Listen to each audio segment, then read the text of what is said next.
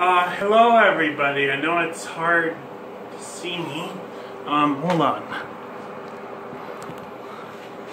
I don't know. Yeah, hello everybody. I know it's hard. Yeah, I know it's hard for you to see me. Yeah, today I'm going to do a video on, just showing off a bit of my talents. I'm going to do some possible world record attempts, and I'm also going to finally show off my sort of what I've learned in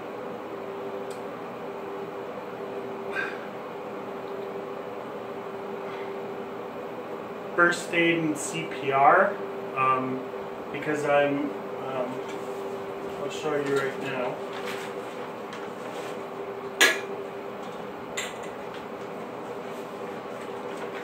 I'm internationally certified in medic, first aid, and CPR. I don't know how well you can see it, but yeah, those are the certificates that I got for first aid, CPR. I got them in 2016. I'll have to renew them.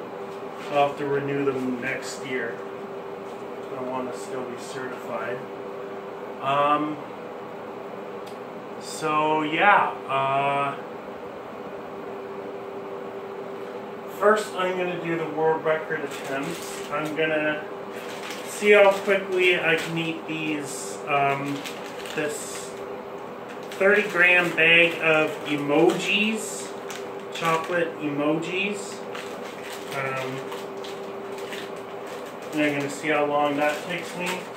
And I'm going to see how long it takes me to remove tabs off of 6 cans of empty pop cans. And I'm also going to tell you my other talents, and so yeah, that's it. And I'm wearing my gold medal that I won at the provincials, my only gold medal at the provincials. I'm going to be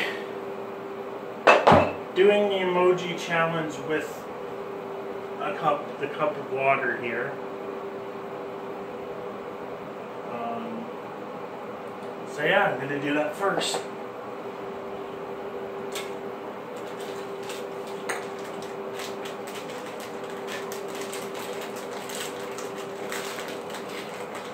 So I'll open the bag first.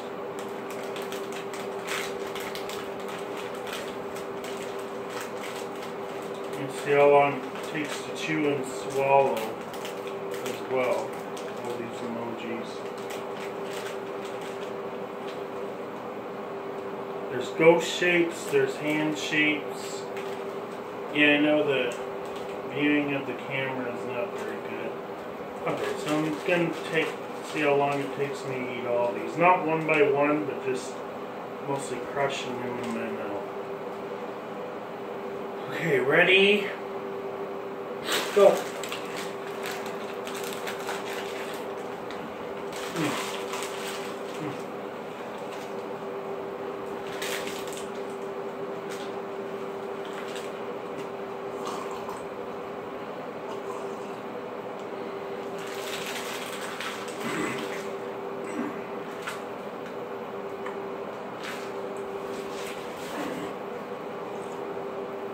Done. That didn't take that long.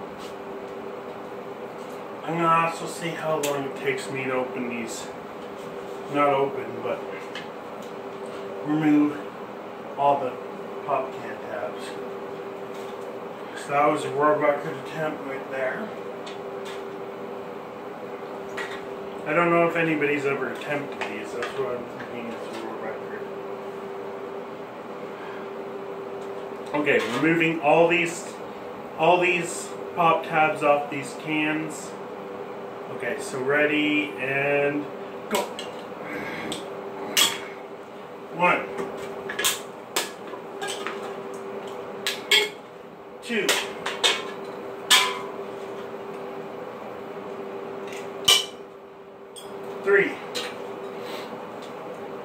I know it's kind of dumb, but I don't think anybody's ever done it before, so somebody's got to do it. 4, 5, 6, done. 6 cans, and there's one pop can left. I'm gonna remove this tab. 6 as quickly as I could.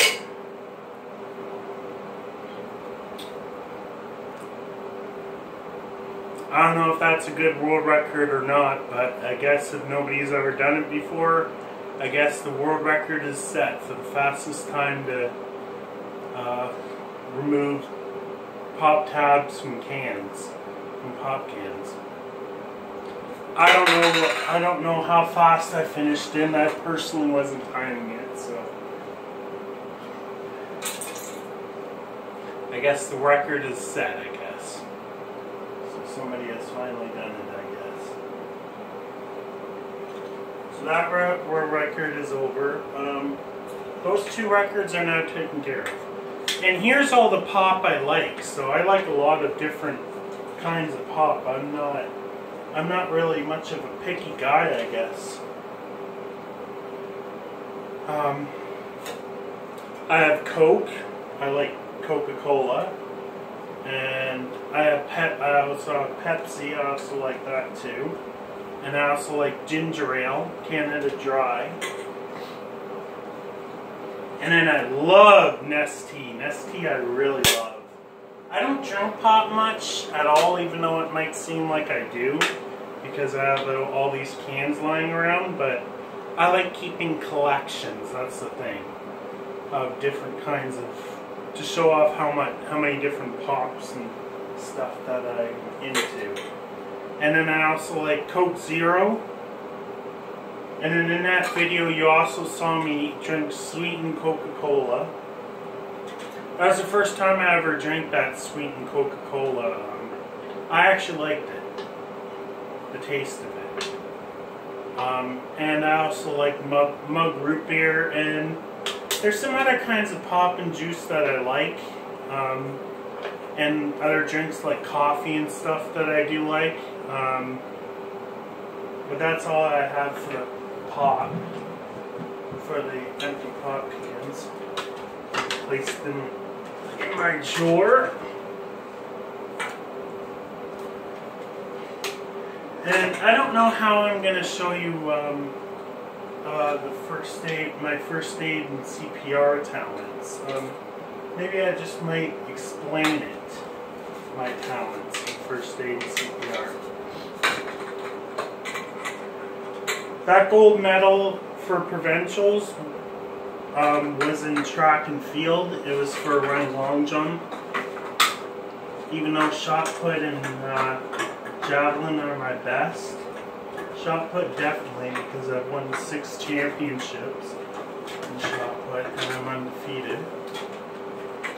In regular competition, I'm undefeated in shot put. There you go. And yeah, some things that I'm certified in. I'm a huge mental health advocate. I'm a huge advocate for mental health. Huge mental health advocate and spokesperson, basically. As I talk to many videos on mental health. I got this nice booklet from First Aid Mental Health course that I took. And I talked on radio shows like CFRU and YouTube about raising awareness for mental health, mentioning symptoms and causes of many different, all sorts of types of mental health problems and how to get help and stuff. So it's really good. And then I actually sort of got a couple certifications in mental health, but none extreme, like no like degrees or counselors or anything like that. like I said, I took that course. I also took the Wonder of Me course, but I don't know if that's mental health. It is like mental health because they do talk about people's feelings, emotions, and stuff like that, like grief and anger and stuff like that. And Wonder of Me, I got my certificate of completion in that. Talks about circles, boundaries, grief, loss, emotions. Grief, I find, is very similar to depression. Depression is sort of the more extreme case of grief, almost.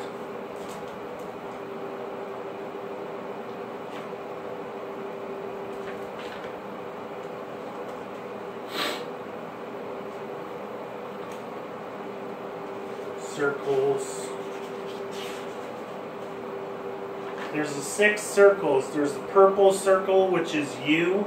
There's the blue circle, which is your like best friends or lover or close family members. And then there's green, which is sort of distant friends or distant families. And then there's yellow, which is like acquaintances, people you just simply work with, and orange, which is strangers, like kids and stuff, kids that you would just say hi to on the street or something.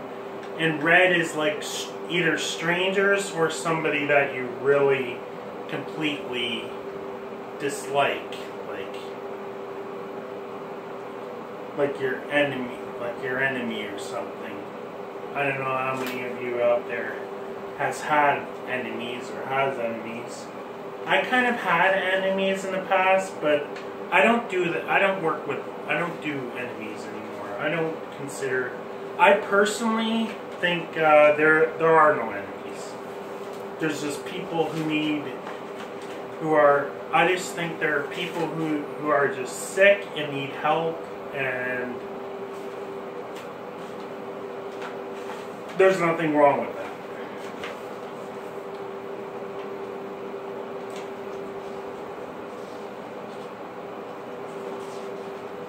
That's sort of a bit, it sort of does tie into psychology a bit, like not really having enemies because you don't really consider anybody enemies because you think that you think those people that you really dislike may have some type of like serious problems that they need a lot of help with. That's my belief.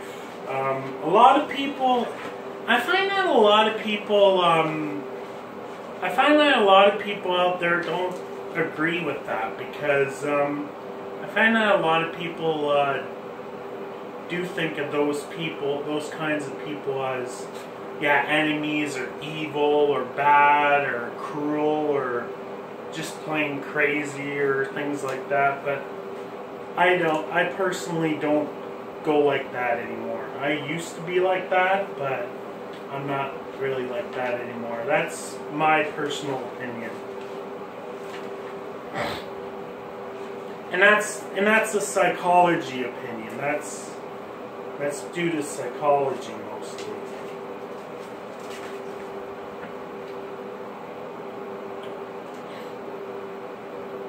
I never studied in psychology in school. I just never really known much about it, but I don't know, I just started getting really interested in the researching in the world of psychology, and I found it very, very interesting, very intriguing, so I just started sort of reading up about it a lot, and really learned a lot from it in the last few years. Yeah, just a few years. It's only been a few years since I found about this psychology stuff. And yeah. And I also took this Able to Live, Able to Love course. It's about romantic relationships.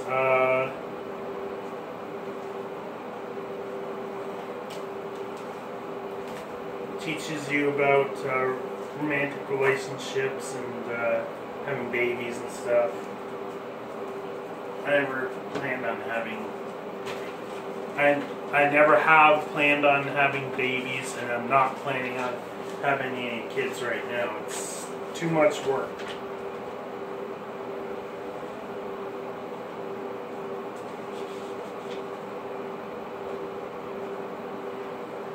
I think it's too much work for me right now.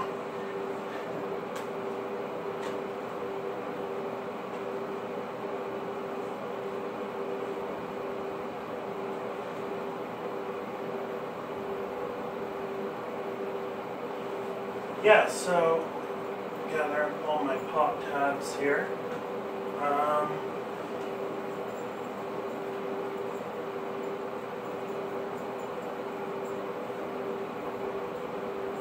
And I was also going to talk about the sort of what the causes of what I think. They don't really know what the causes are of mental health problems,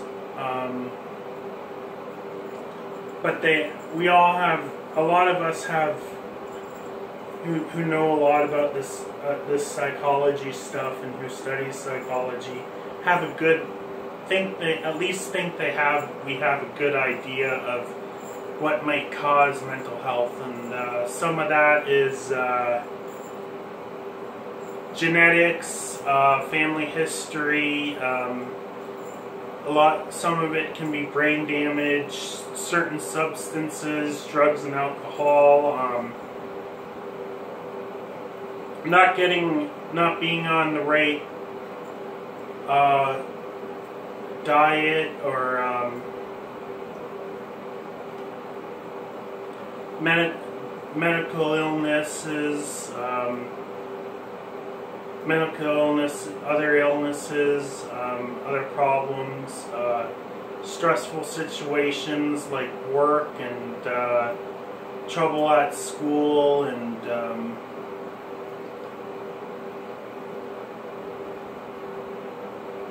traumas like abuse, abandonment, neglect, being bullied.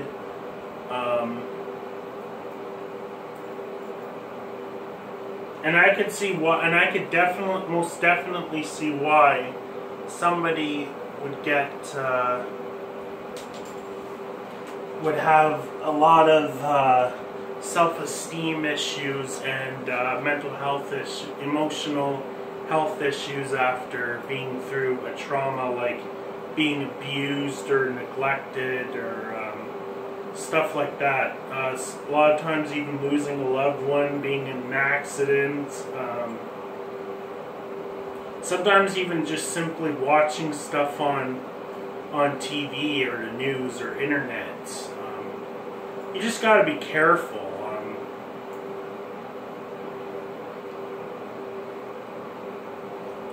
Yeah, a lot of that stuff can cause and or can contribute to mental health. Yes, I have had a lot of mental health struggles in my past. I think at least two of those, most definitely at least two of those risk factors that cause mental health, I have personally struggled. I have personally had to go through in the past, like genetics, mental health runs really hardly in my family. My grandmother was bipolar, and my mom was. A couple other people in my family have depression and anxiety and other things like that. I don't have bipolar. I have depression and anxiety and other things like that. Borderline doesn't run in my family, but which brings me to the next thing that probably has caused me a lot of mental health, and that is that I have been through. Whether if anybody believes it or agrees with me or not, I have been. I don't usually like talking about it because it is sort of personal and sometimes it can be embarrassing. That I have been through traumas in my past, like I have been bullied, I have been abused. I used to get abused very hardly, and I got neglected and stuff like that. And yeah, so those two factors definitely played a role in my life of me possibly developing mental health.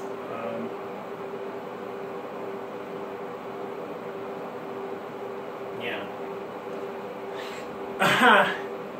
So yeah, I think that's about it for today.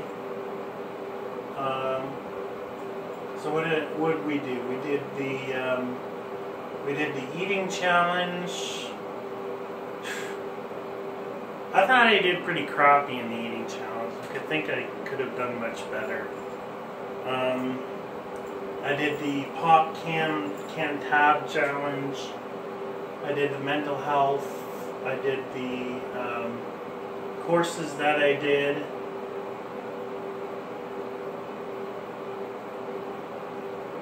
I do anything else?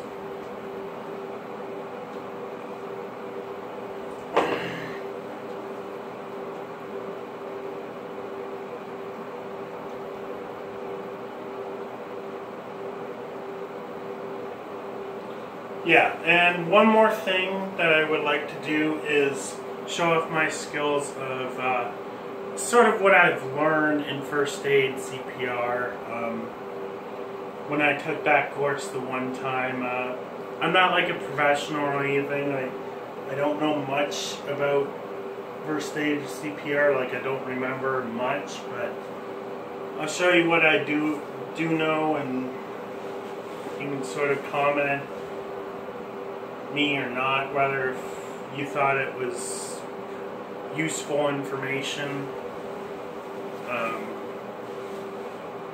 So yeah, this I guess this is gonna just be self-explanatory. So yeah, back in 2016, I got internationally certified in first aid, CPR, EMS, and AED program. Care Plus, I think, did it. I don't think that was a name. Yeah. It didn't cost anything. Usually it costs $100 to do it, but I got it for free. It was just a one-day thing. Half the day for the first aid stuff, and then the other half the day for CPR stuff.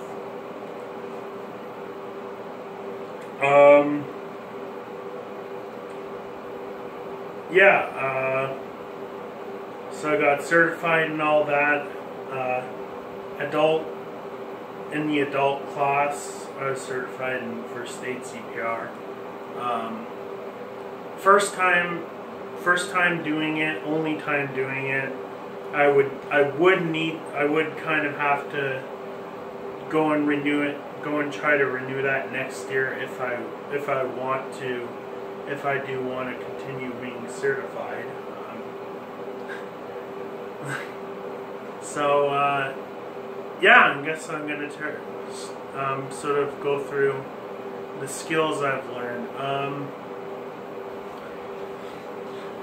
This is sort of what to do in a situation if a person was injured or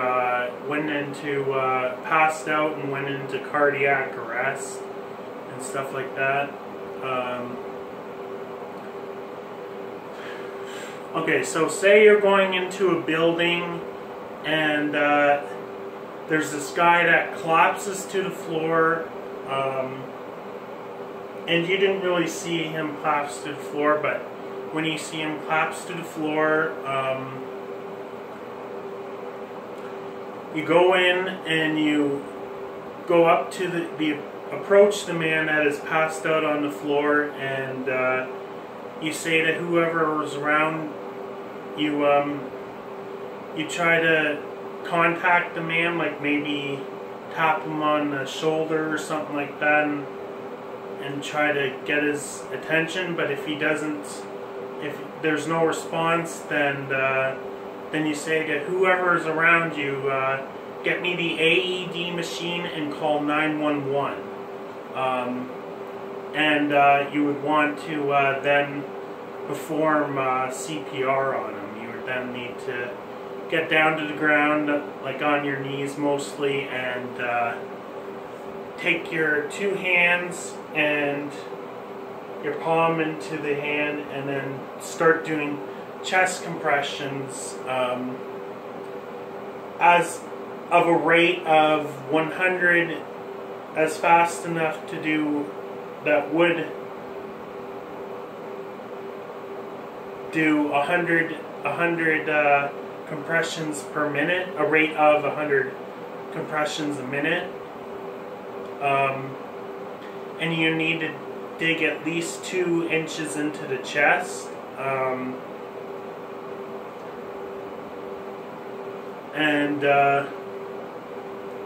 Then if he's still not responding, when the AED machine arrives, you would want to put the pads onto the person of the AED machine onto the person's chest, like open his shirt, put the pads onto his chest and on his chest, stomach area region, and you turn on the machine, and then it basically guides you. Most of the time they would guide you through what you need to do. Like they say, rather if you would need to perform if you need to perform a shock or not. If no shock is needed, then you would need to continue in doing chest compressions, the same chest compressions as you were doing. If it says shock, then I would say then do the electric shock. And if you do get the person to get physically stable and breathing, you would then need to either ask him to get on his side so he can breathe, he or she could breathe easier.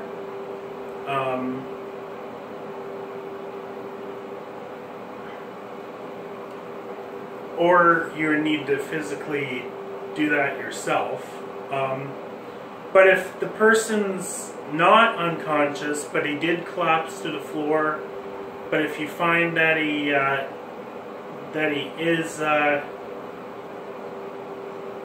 is not in cardiac arrest or anything, then you would need to lift his leg, and then I think his arm, and then you would need to tip them off to their side to make them breathe easier. But if you find that he is unconscious and isn't really breathing, then you would need to perform chest compressions and get the AED machine and call 911. So if you do manage to save the person's life, then that's great, and the 911 people would still be on their way if you were near a 911, a place where you can reach 911 emergency.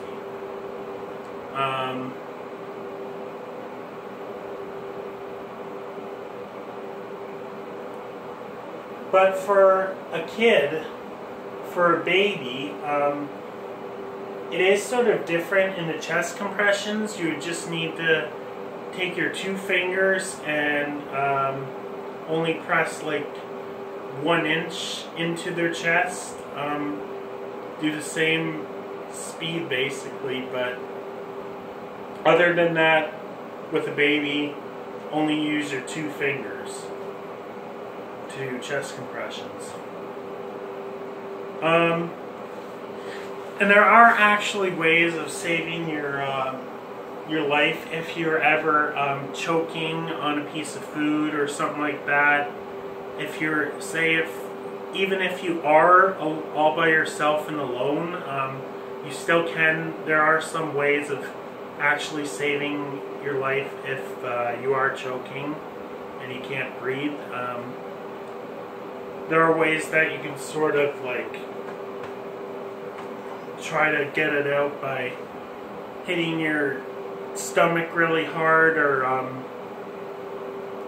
taking your chest and banging it up against like a hard surface like a table or something like that to try to get the food out.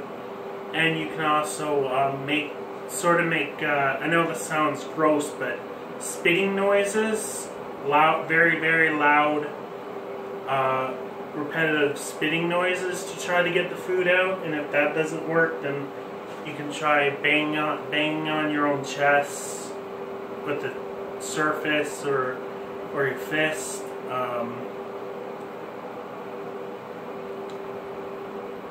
Or you can even try to pull the piece of food, physically pull the piece of food with your hands and fingers right out of your mouth or throat. If none of that works, then I guess you're in trouble then. Just hope that somebody comes for help. You can even try to call 911, but I don't think you can talk very good, or really, if you can even get to the phone. And well, if you can get to the phone, then sure, but you know, there are ways of saving yourself. It might not work, but there are ways of saving yourself if you're ever like choking on a piece of food when you're all by yourself. This is what I learned from first aid CPR. This is what I've learned from first aid CPR class. Not all that I've learned, but it's something that I've learned from it, from first aid CPR. And then I also learned the first aid part, where you wrap people up in bandages if they sprained their hand or something like that, or if they're bleeding or something like that, how to wrap them up in bandages, and how to call 911.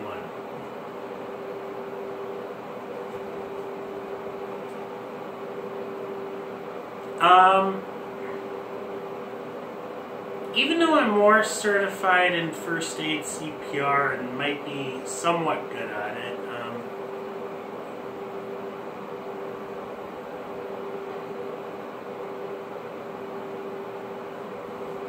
I think I am a little bit better in psychology, but I don't know. Right now my goal is sort of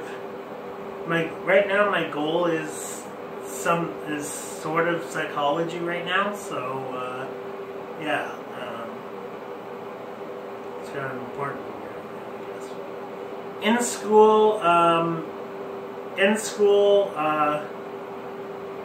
I was good at a lot of subjects, but the subjects that I was really good at in school were just work, because I did all those co-op jobs and did good at some of those jobs, but never really got into much work though. And also, I was also really good at sports, like basketball, track and field, floor hockey, and other things like that. And I was also good at mathematics, arithmetic, in school. And right now I'm also seeming to be good at psychology.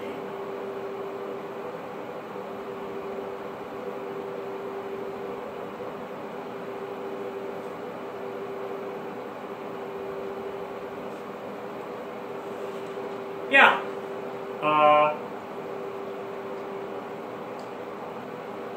So that is it for today.